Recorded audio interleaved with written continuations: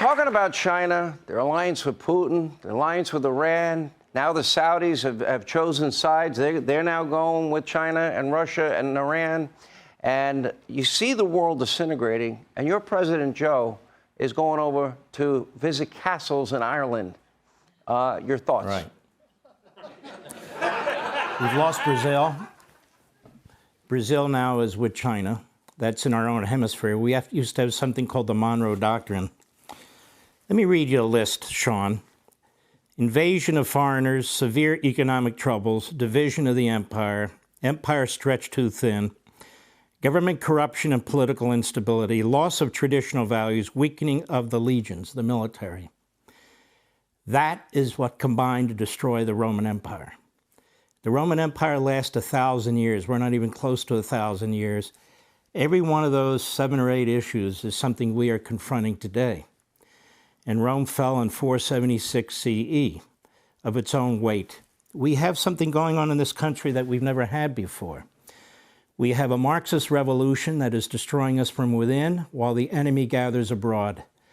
And there is an axis of powers against us right now.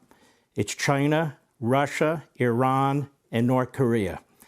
This is no joke. China hasn't built the biggest navy on the face of the earth, military islands in the South China Sea, over 27 bases of different kinds in our hemisphere, a deep water naval base in Somalia, where my great uncle fought on Guadalcanal. You have China with a base on the western coast of Africa facing us, killer satellites, nuclear missiles. You think they're building all that to defeat Taiwan? They're building all that to defeat us. They're not going to be satisfied with Taiwan. They're in battles now with the Philippines and Japan, even Vietnam. Australia's being threatened. Unless you're Helen Keller, you can't see this and hear what's going on here. This is a big damn deal. And let me tell you something that viewers of this audience and others may not want to hear. We need to prepare for war against China. I don't mean go to war. I don't mean initiate a war. But they are preparing for war. We are completely unprepared as a nation psychologically. We are completely unprepared economically and immigration-wise in securing our border. Our military is not prepared in the sense that they're pushing this woke ideology. Our military budgets do not reflect the threats that we are facing in the world around us. I want to say it again so the backbenchers regurgitate it.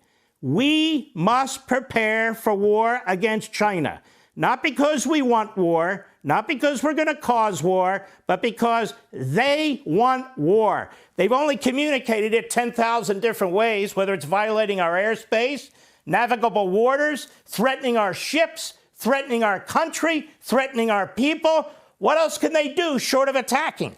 They're not going to be satisfied with Taiwan. This is a big damn deal. And we don't have the military brass in the Pentagon to deal with this.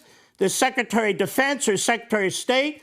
We've never been so weak. That's what Xi sees. He sees what I see. He sees what the rest of the damn world sees.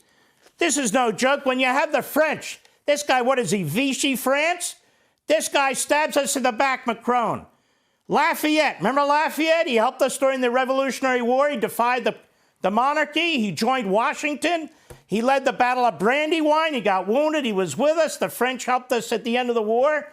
Here's France, where we sent GIs to Europe to liberate France. And many of them died.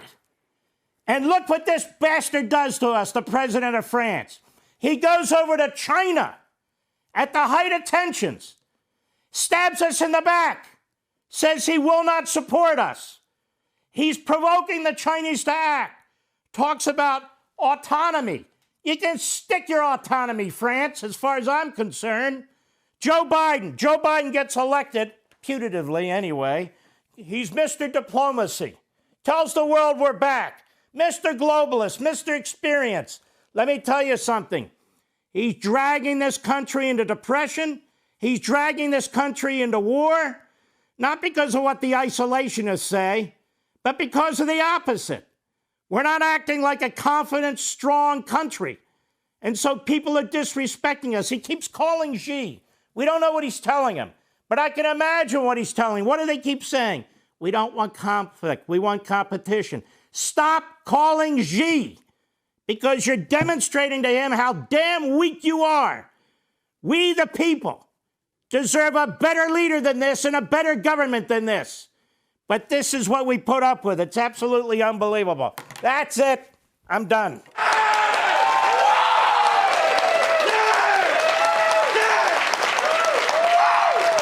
I think that reaction tells it all. The great one, Mark Levin. Thank you.